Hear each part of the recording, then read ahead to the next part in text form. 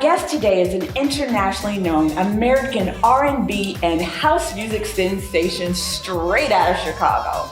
Most recognized for his falsetto voice, he is none other than Byron Stingily. Stingily had an array of hits in the 80s and 90s as the lead singer of the group 10 City. However, after developing inoperable nodules on his vocal cords, his career was derailed. So how did he become a Grammy nominee? He is about to tell you. I'm Claudia Parker, and you're watching 5 Minutes of Faith. So get up.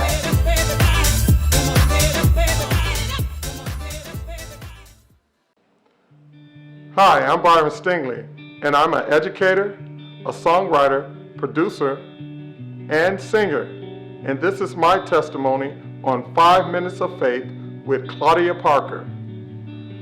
I started out as a singer in Chicago, and as a kid I would imitate James Brown, Chubby Checker, Michael Jackson, even Elvis Presley for my mom and grandma, and I would like to entertain them as a kid.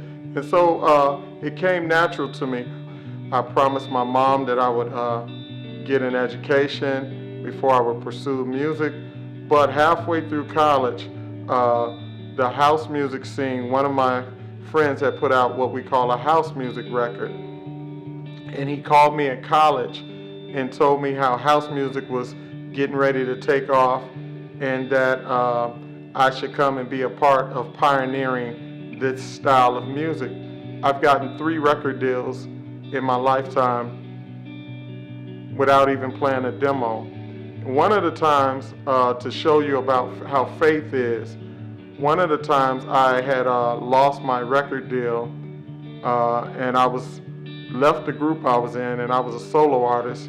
My first 2 records I put out didn't do anything. Nobody bought them. A buddy of mine called me and asked me to perform at a nightclub in England, and he told me he could give me £100 to come and perform. And I don't know if you know what £100 is, but that's like at that time it was about $158 in US. And I was like, I'm not going to get on a plane and fly all the way to England to do a show for that. And he was like, please, these are your most loyal fans.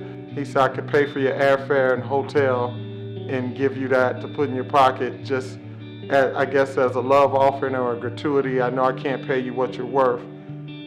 And I actually felt a voice saying to me, go do it. I have something far greater for you there in England than $100 and something. I went, did the show, and someone ahead of a record company was in the audience. I just felt like I was being guided, and God was directing me where He wanted me to go, to where I would be blessed. I just did a album recently, and I was actually calling around to record companies, and no one wanted to sign me.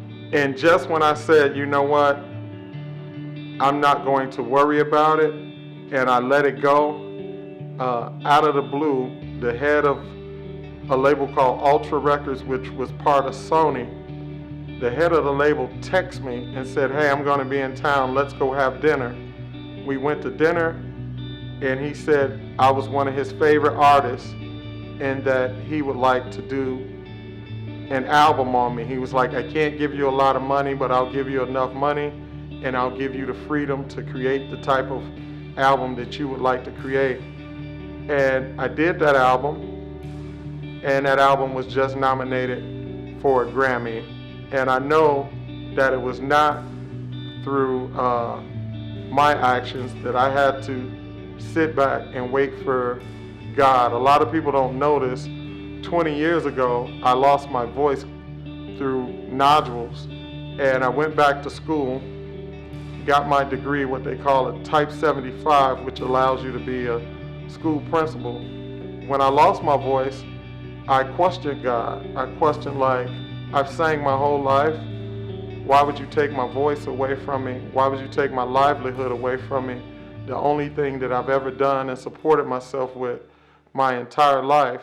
Now I'm a school principal, but I also, now that my voice is back, I have the opportunities to go out on weekends and perform in other countries, and I'm right back at work on Monday morning. What I thought I was being punished or I was being